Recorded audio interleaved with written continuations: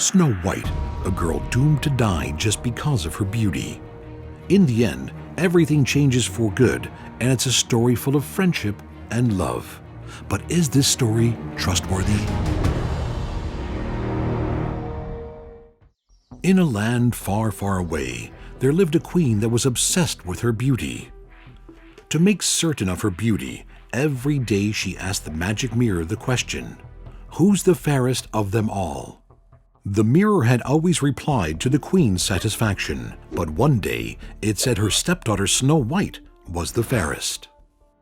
We need to realize that a magic mirror is absolutely impossible from a scientific standpoint. Is it conceivable that the queen heard the mirror talking? Auditory hallucinations and paranoia are symptoms typical of a disorder called schizophrenia. People with this disease act strangely and inappropriately under the influence of voices and visions.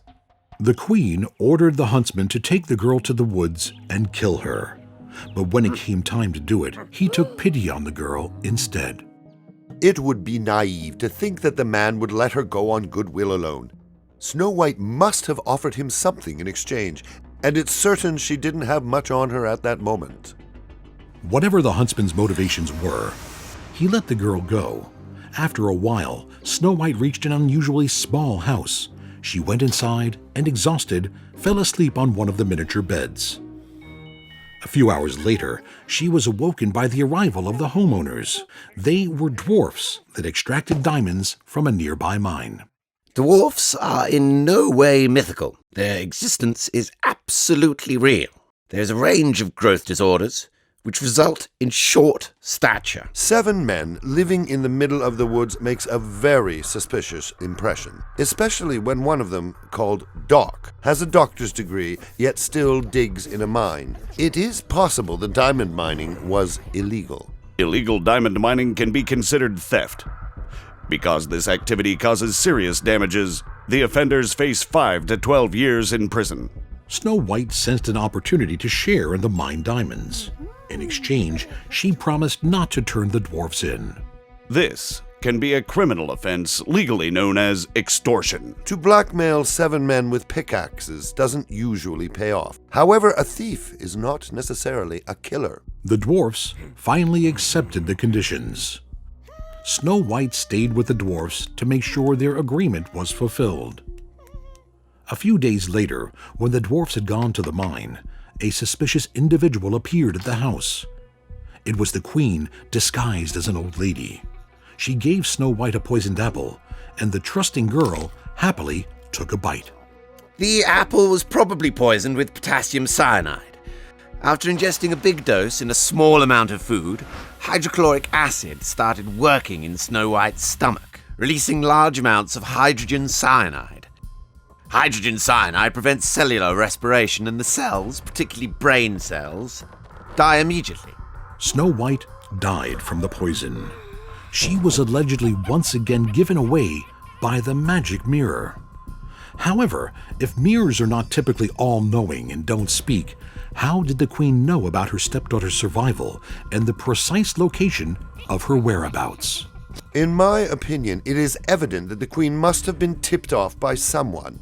The only ones that had a motive to give Snow White away and knew of her whereabouts were the dwarfs. It seems the dwarves took advantage of the mentally ill queen to rid themselves of the unwanted girl. This is collusion, and the dwarves should be prosecuted for the serious crime of murder. When the dwarfs found the body, they put it in a glass coffin and carried it to the top of a nearby hill. Why did the dwarfs carry the dead girl in a glass coffin up a hill? They could have just buried the body. This behavior is seemingly illogical. Surprisingly, it was an ingenious strategy to dispose of the body for good. The official version says that a prince arrived on the hilltop and kissed Snow White, which brought her back to life. Is something like that even possible? Kissing, although pleasurable, can in no way be considered a conventional resuscitation method. Kissing a corpse is exceptionally suspicious, psychopathologically speaking. This could be a case of sexual deviation, known as necrophilia. There is also the question, what made the prince come to the hill? The answer can be found in the glass coffin in which Snow White was put. When you put a glass case holding a dead body in the sun, the heat inside the coffin speeds up tissue decomposition, which is accompanied by a strong smell spreading into the surrounding area. The scent of the decaying Snow White attracted the necrophile prince. As soon as he arrived at the corpse, he fell in love with the dead Snow White. He pushed the lid away, kissed her passionately, and lived happily ever after with her. The offender committed the crime of defamation of human remains. The penalty is up to 2 years in prison. Some might find the prince's behaviour disgusting, but we have to realise that Snow White was almost alive for the infatuated necrophile. Theft, intrigue, murder, and necrophilia. Is that the right way to raise our children? It seems that even fairy tales have their dark secrets. Snow White and the Seven Dwarfs is one of the most perverted stories of all time.